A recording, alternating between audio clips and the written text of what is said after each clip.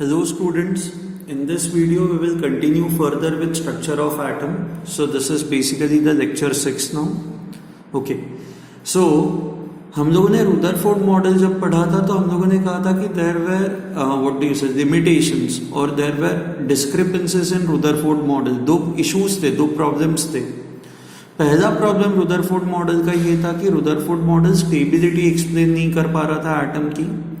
And दूसरा problem ये था कि रुदरफोर्ड मॉडल के हिसाब से जो एटॉमिक स्पेक्ट्रम होना चाहिए, जो एमिशन स्पेक्ट्रम होना चाहिए, it should be a continuous spectrum. अच्छा, कंटिन्यूअस स्पेक्ट्रम एंड डिस्क्रीट क्या होता है ये मैंने आपको पहले ही एक्सप्लेन किया हुआ है. ओके, सो नाउ इस वीडियो में we are going to start off with Bohr's theory और Bohr's atomic model. But before we do that, उसके पहले हम लोग ये देखते हैं कि ये जो स्पेक्ट्रम होता है, जो हम लोगों ने एटॉमिक स्पेक्ट्रम कहा था, कंटिन्यूअस या डिस्क्रीट, ये स्पेक्ट्रम कितने टाइप का होता है. Okay, so this atomic spectrum can be of two types. You can have an emission spectrum and you can have absorption spectrum. Okay, now दोनों में डिफरेंस क्या होता है? एमिशन स्पेक्ट्रम,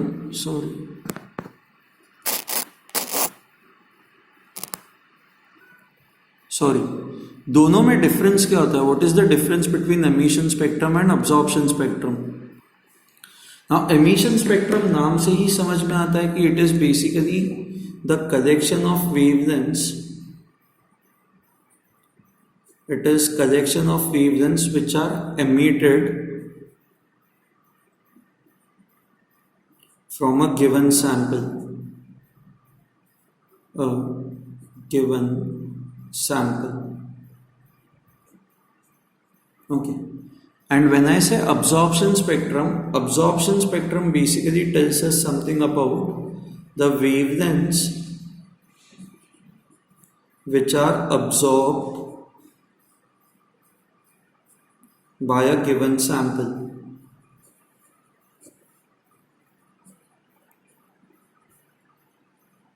Okay, ठीक है. Now let me explain to you. Okay, so when I say a continuous spectrum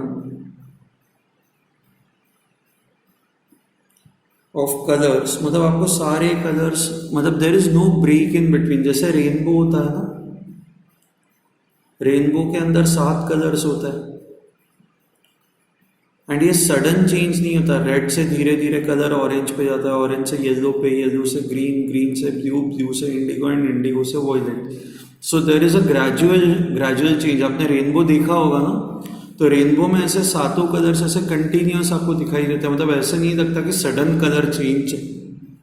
it is like धीरे धीरे colours में वेरिएशंस आते हैं. आप लोगों ने जैसे पेंट ब्रश में अगर जो मान लो आपको कोई कलर सिलेक्ट करना है, ओके, तो आप एक वो बॉक्स खोलते हो ना जहाँ पे ऑरेंज के बहुत सारे शेड्स होते हैं, करेक्ट, या ब्लू के बहुत सारे शेड्स होते हैं कि आपको लाइट ब्लू से लेकर डार्क ब्लू तक बहुत सारे कंटिन्यूसली ऐसे शेड्स मिलते हैं.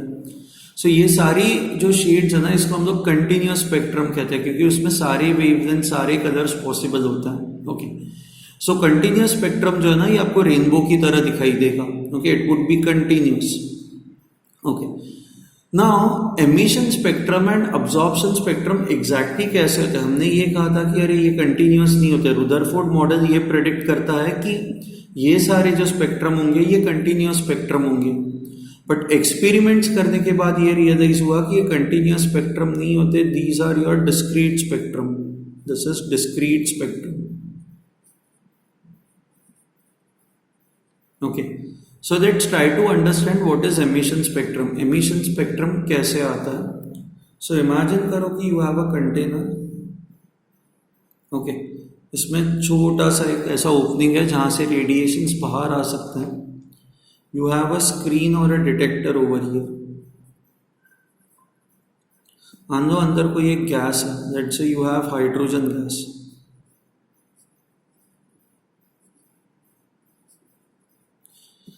Now when you give energy to this hydrogen gas, when you supply energy, तो हाइड्रोजन गैस के अंदर जो इलेक्ट्रॉन्स होता है ना, ये जैसे आपका इलेक्ट्रॉन नॉर्मली ऐसा होता है, सो ये इलेक्ट्रॉन मान लो हाइड्रोजन शेल के अंदर, हाइड्रोजन एटम के अंदर एक ही इलेक्ट्रॉन होता है जो फर्स्ट शेल के अंदर होता है। अब जब आप इस हाइड्रोजन गैस को एनर्जी सप्लाई करते हो, क्या होता है कि ये जो इलेक्ट्रॉन फर्स्ट शेल में है ये एनर्जी अब्जॉर्ब करके हायर शेल्स में जाता है। सो इसको हम लोग कहते हैं excited state. So electron goes into the excited state. So we say that your overall hydrogen atom now is an excited state.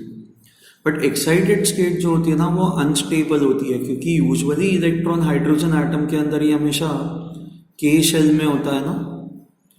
तो even if you excite the electron and electron को excite करके आप इसको L shell में या M shell में लेके आओ, बट ये यहाँ पे अनस्टेबल होता है। तो क्या हो जाता है कि थोड़ी देर के बाद this electron will again come back, and जब ये हायर स्टेट से वापस ये के शेल में आता है तो इस प्रोसेस में इट एमिट्स रेडिएशंस।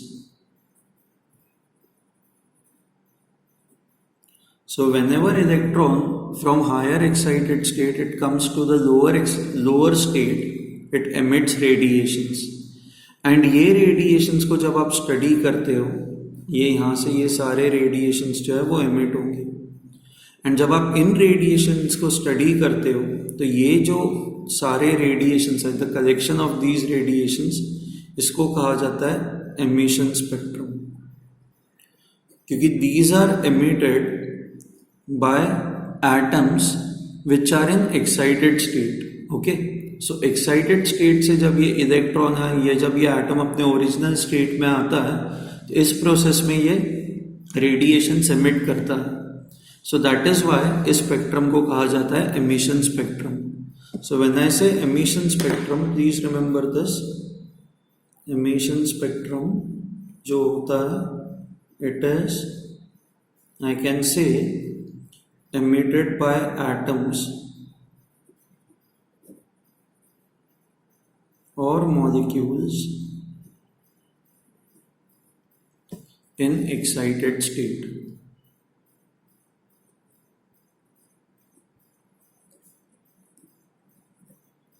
ठीक है। नाउ ये एमिशन स्पेक्ट्रम को स्टडी करके हम लोग ये गेस भी कर सकते हैं। सो हमें सारे एटम्स के, मतलब total there are how many elements, 118 elements. So करीबन 90 to 100 एलिमेंट्स के एमिशन स्पेक्ट्रम जो है वो हम लोगों ने रिकॉर्ड करके रखे हुए। We have recorded emission spectrum of those elements. तो मान लो कि if an unknown mineral is there, okay, and इस मिनरल के अंदर कौन सा एलिमेंट प्रेजेंट है हमें नहीं पता, तो आप इस मिनरल को हीट करते हो एंड वापस जब ये हायर स्टेट से, ये हायर एक्साइटेड स्टेट से अपने ओरिजिनल स्टेट में आता है तो even this mineral will emit radiations.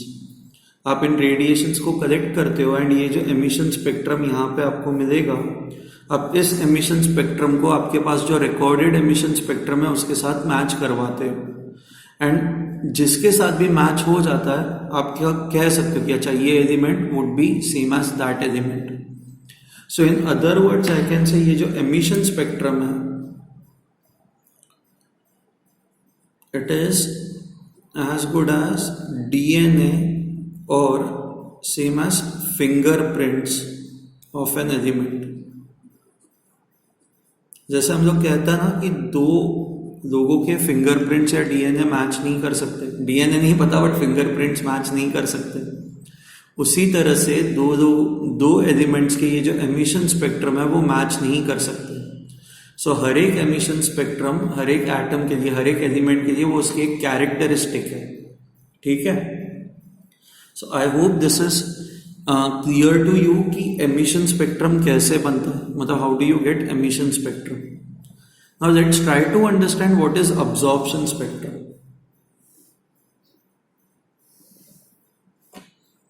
Okay. Now before we go on to absorption spectrum, ये emission spectrum पता है आपको कैसे दिखाई देगा। मान लो कि आपकी एक ब्लैक कलर की प्लेट है, this is a black plate, ठीक है। यहां पे you have this hydrogen gas,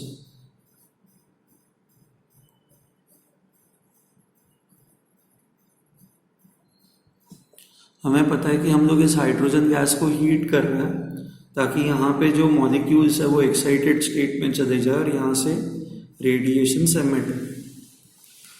अच्छा, अब हर एक एलिमेंट के लिए जो एमिशन स्पेक्ट्रम होता है वो डिफाइंड होता है ना, वो उसकी एक कैरेक्टरिस्टिक होती है। सो मान लो आपको पता है कि हाइड्रोजन गैस के अंदर 3 ही कलर्स एमिट हो रहे हैं, red, green and violet.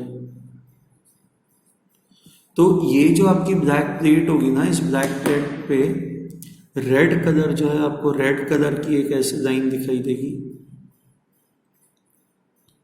You will get to see a line of green color,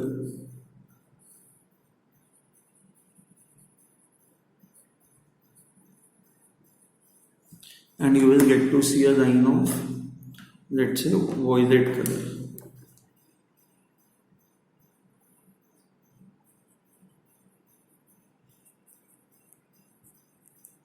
बाकी सारा जो आपका रीजन होगा ना, अपार्ट फ्रॉम दिस, ये बाकी सारा रीजन जो होगा ये आपको ब्लैक ही दिखाई देगा। It would appear black to you. Okay, ठीक है। एंड ये अब कहाँ से आता है, ये कलर्स क्यों आ रहा है? क्योंकि इलेक्ट्रॉन जो है वो हायर स्टेट से वापस अपने ओरिजिनल स्टेट में आ रहा है, तो वो रेडिएशन से एमिट कर रहा है। एंड एग्जैक्टली कौन से वेवलेंथ्स एमिट होंगे will depend upon the energy of this shell and energy of this shell. So ये जो भी आपका एनर्जी डिफरेंस होगा, ये energy difference it will be emitted in the form of radiations. तो एनर्जी जो भी होगी, सो ये जो फोटोन है, ये जो फोटोन एमिट हो रहा है, इस फोटोन की जो एनर्जी होगी, this will be equal to the energy difference between the two shells. And energy of photon is nothing but hc by lambda। तो बेसिकली जो वेवलेंथ एमिट होगी that will depend upon the energy difference.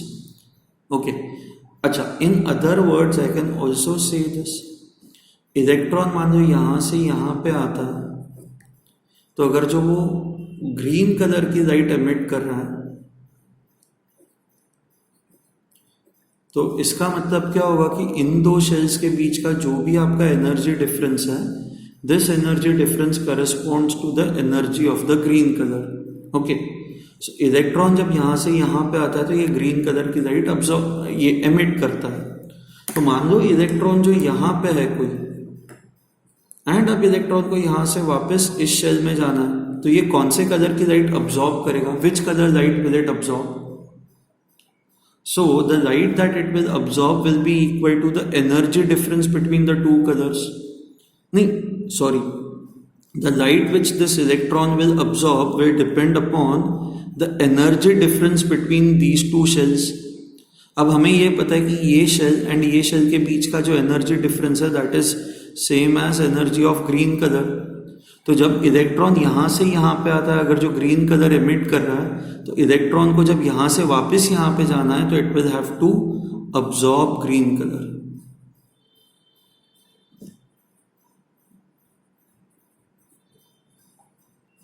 ठीक है, it will have to absorb green colour. Okay, so in other words I can say कि electron जब excited state से lower state में आता है, तो जो जो कलर्स वो एमिट करता है उसे वो सेम कलर्स अब्सॉर्ब करने पड़ेंगे यहां से वापस एक्साइटेड स्टेट में जाने के लिए, राइट? सो इसी के बेसिस पे अब हम लोग अब्सॉर्प्शन स्पेक्ट्रम पढ़ते हैं। What is absorption spectrum?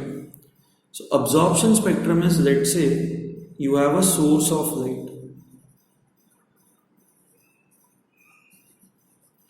And a source of light का काम है सारे कलर्स एमिट करना विद प्योर।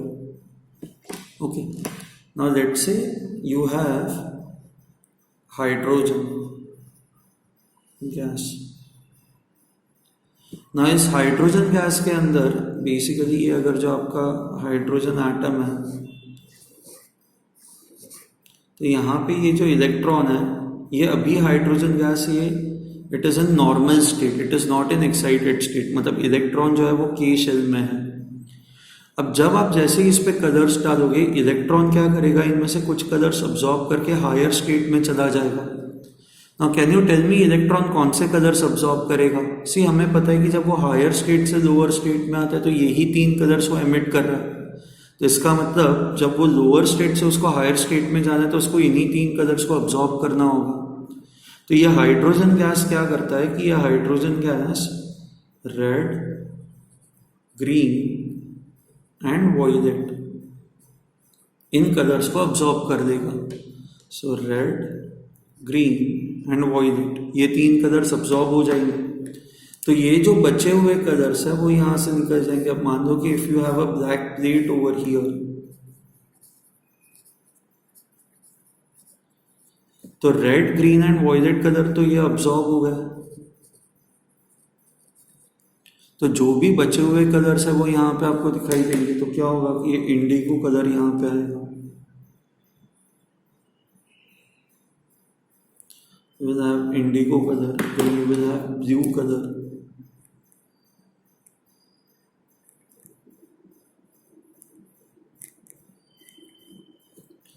अच्छा, then you will have yellow color and orange color। ये orange color है,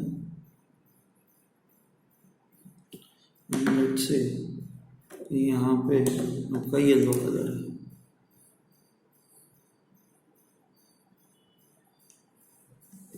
एंड बाकी वाले रीजन में जो होगा वो ब्लैक होगा। This would be black.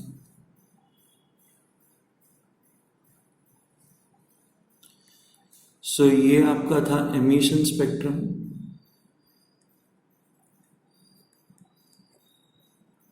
And this is your absorption spectrum.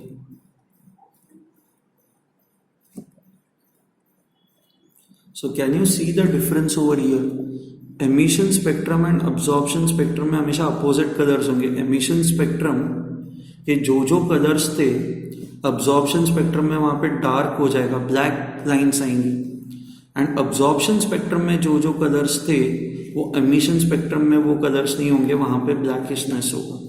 So I hope you have understood what is emission spectrum and what is absorption spectrum. Okay, I will show you a diagram from NCERT textbook. ये देखिए, okay, ये emission spectrum है। यहाँ पे आपने sample को excite किया हुआ है। तो ये एक्साइटेड सैंपल जब अपने ओरिजिनल स्टेट में आता है तो ये रेडिएशन एमिट करता है। एंड जब आप इस डिटेक्टर पे देखते हो तो यहाँ पे व्हाट यू रियलाइज इज कि बस आपको ब्लू कलर की ही वेवलेंथ दिख रही है। मतलब ये सैंपल जो है बस ब्लू कलर ही एमिट कर रहा है, बाकी कोई भी कलर एमिट नहीं कर रहा है। तो इससे यहाँ पे देखो डार्क है, सब कुछ ब्लैक है। ओके, अब अब्जॉर्प्शन स्पेक्ट्रम, अब अगर जो ये ब्लू कलर एमिट कर रहा है तो इसको ये जब अपने ओरिजिनल स्टेट में होगा तो वहां से एक्साइटेड स्टेट में जाने के लिए इसको ब्लू कलर ही अब्जॉर्ब करना पड़ेगा। तो अब जब व्हाइट लाइट डालते हो तो ब्लू कलर तो अब्जॉर्ब हो जाएगा, तो बस बचे हुए कलर्स ही यहाँ पे पहुंचेंगे। तो you can see that absorption spectrum में यही कलर्स पहुंचेंगे एंड ब्लू कलर के जगह पे ब्लैक आ जाएगा, right. Emission spectrum and absorption spectrum are exactly opposite of each other. अब ये जो स्पेक्ट्रम होता है ना, the spectrums are very very important, क्योंकि यही स्पेक्ट्रम होता है which tell you something about the atom. They are like fingerprints of an element.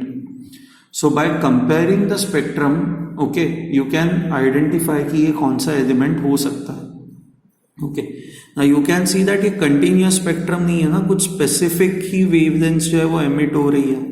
तो विच मीन्स इलेक्ट्रॉन यहां से कहीं पे भी नहीं जा सकता। मतलब इलेक्ट्रॉन यहां से यहां पे नहीं जा सकता, उसको यहां से यहीं पे जाना पड़ेगा, यहां से यहीं पे जाना पड़ेगा।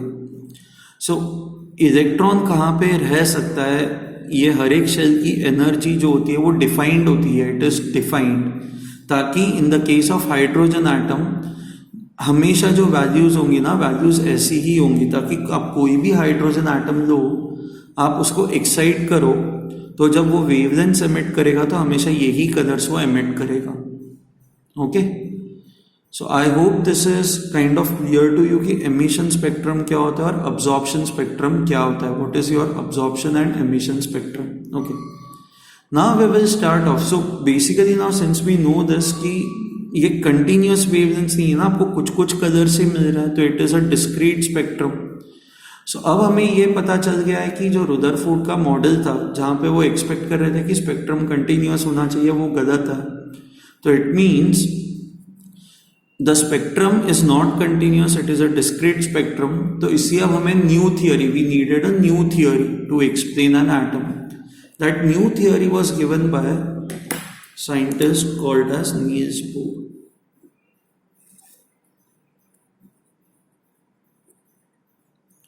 इनका कंट्रीब्यूशन बहुत ही सिग्निफिकेंट था, बहुत ज़्यादा सिग्निफिकेंट था. Niels Bohr gave us a concept of shell and subshells.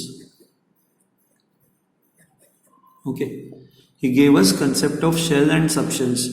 इन्होंने जो भी अपनी थियोरी बनाई थी ना, वो सारी उनकी जो थियोरी थी, जो डिराइव की थी, that was for atoms which have one electron.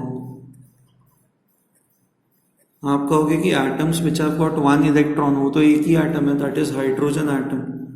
So that is true, hydrogen atom है. Helium, when we talk of helium, helium has got two electrons.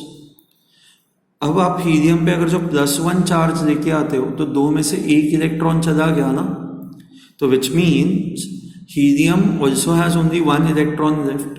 उसी तरह से लिथियम, जिसका एटॉमिक नंबर 3 है, इसमें से 2 इलेक्ट्रॉन्स हटा दो तो lithium will also have one electron. Beryllium +3.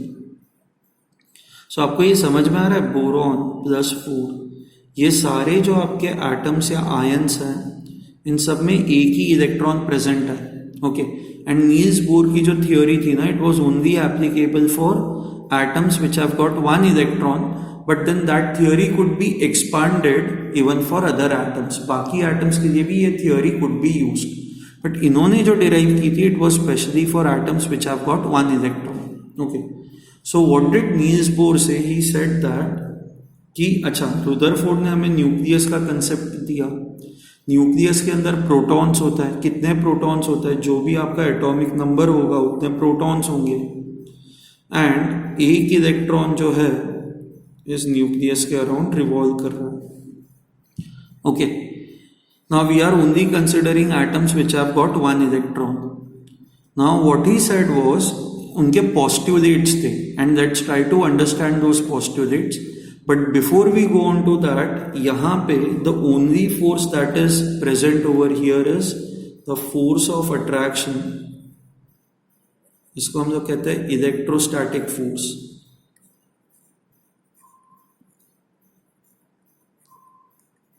Between the electron and the nucleus.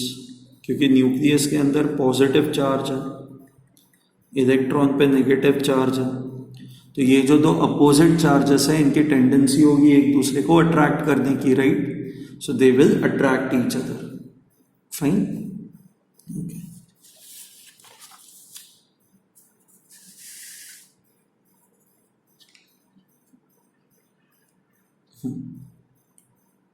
So first postulate ना, पोस्टुलेट्स क्या होता है? पोस्टुलेट्स आर बेसिकली अजम्पशंस और थियोरीज, ओके, जिसके बेसिस पे मॉडल डिराइव किया जाता है.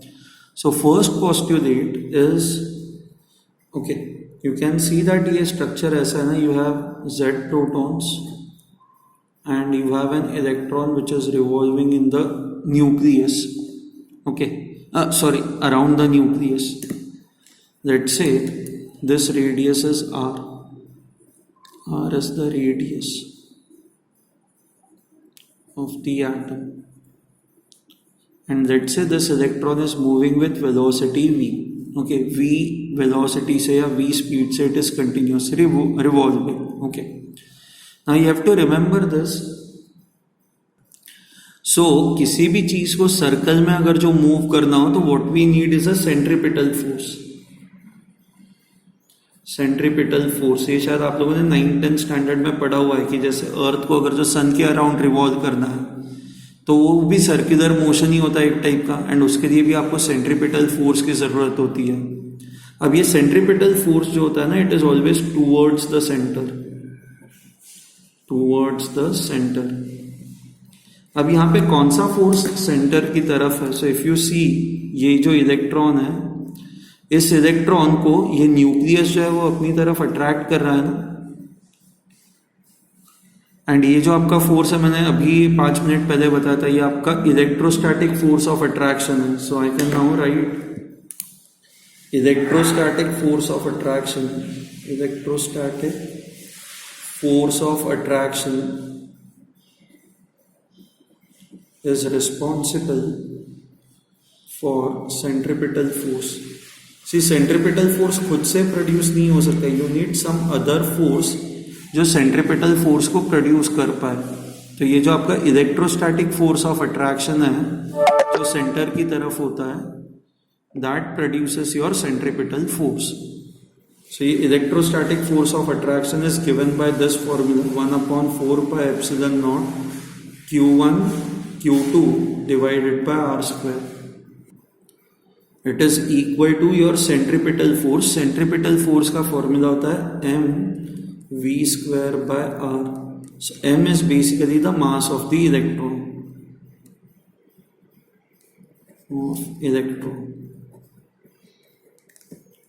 ठीक है. Okay. Now Q1 is basically दो चार्जेस है ना, एक तो इलेक्ट्रॉन पे चार्ज और दूसरा न्यूक्लियस के अंदर चार्ज है. So 1/4 pi epsilon naught. ये जो Q1 charge on the electron है, this electron has a charge of E and nucleus has Z protons. हर एक प्रोटॉन पे चार्ज E होता है. So upon R square, this is mv square by R. So let me write this as Z E square 4 pi epsilon naught R square. This is equal to mv square by R. This is my equation 1. Okay.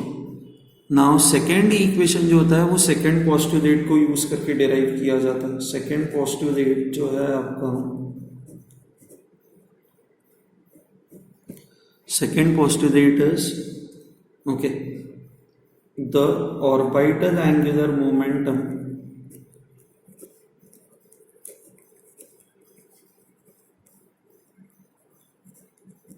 of an electron is integral multiple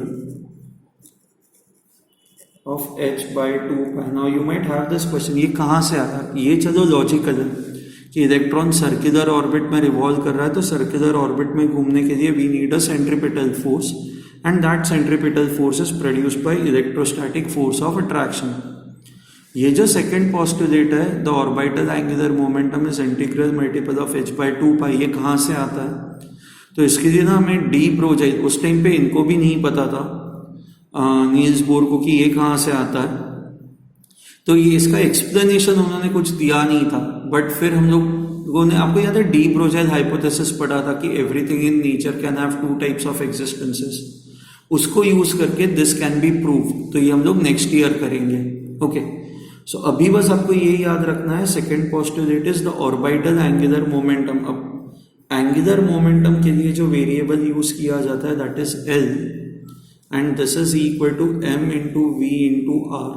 This is how you find out angular momentum. Mass into its speed into the r is basically the radius. अभी बस ये mvr ये याद रखो. Okay. So this is m into v into r. It is equal to integral multiple of integral. So let's say you put n h by 2 pi, where n is an integer.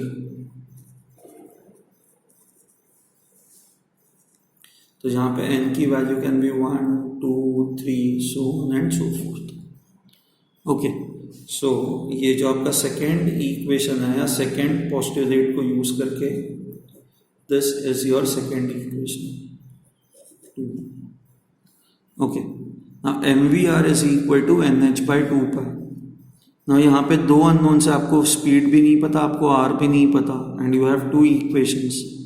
I'll give you homework. Next video में मैं इसको derive करूंगा, but इस video के बाद try doing this. Instead of v आप v को ऐसे लिख सकते हो ना, nh upon 2 pi m into r. And ये v का जो एक्सप्रेशन है वो यहाँ पे पुट करो एंड इसको फिर सॉल्व करो to find out the value of r. r की वैल्यू फाइंड आउट करने के लिए इस एक्सप्रेशन को सॉल्व करो. तो इसको सॉल्व करोगे तो आपको r की वैल्यू मिल जाएगी, एक बड़ा सा एक्सप्रेशन आएगा. ओके. वो r की वैल्यू यहाँ पे सब्सटीट्यूट करो तो आपको v मिल जाएगा. ओके. सो ये सेकेंड पोस्टुलेट हुआ. So using first two postulates you can find out V and R. Okay, the third postulate is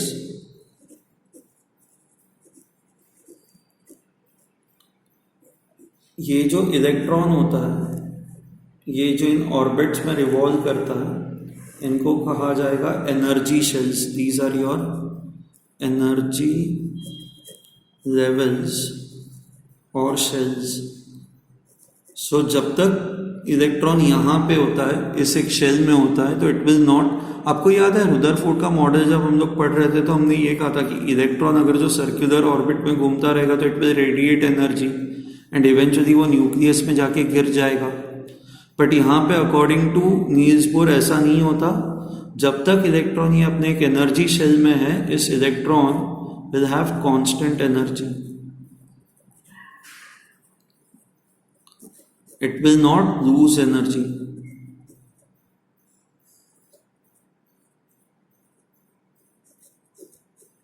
okay, so ये जो इलेक्ट्रॉन है it will not lose energy, it will continue to move in the circular orbit and उसकी energy जो है वो constant रहेगी. तो which means electron nucleus में नहीं गिरेगा, तो एटम जो होगा ये आपका स्टेबल होगा.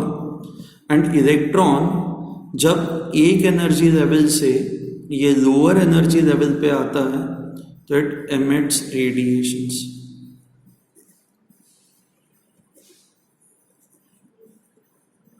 ओके, एंड ये जो रेडिएशंस की एनर्जी होती है, एनर्जी ऑफ दिस रेडिएशन और photon, it is simply equal to the energy difference. Energy difference between the two shells. Okay, so third postulate gave us the concept of energy levels or shells, and it tells us that as long as electrons is present in these energy levels, it will not lose energy. Okay, so atom will be stable, and whenever electron jumps from one energy level to another energy level, it will either emit energy और absorb energy, and ये जो भी energy emit या absorb कर रहा है that is equal to the energy difference between the two shells. ठीक है, so ये जो थर्ड पोस्टुलेट है, third postulate explains stability and also the discrete spectrum. ये दोनों चीजें ये थर्ड पोस्टुलेट एक्सप्लेन कर पा रहा है. ठीक है, so we will stop over here. Okay, चलो देन, बाय एवरी.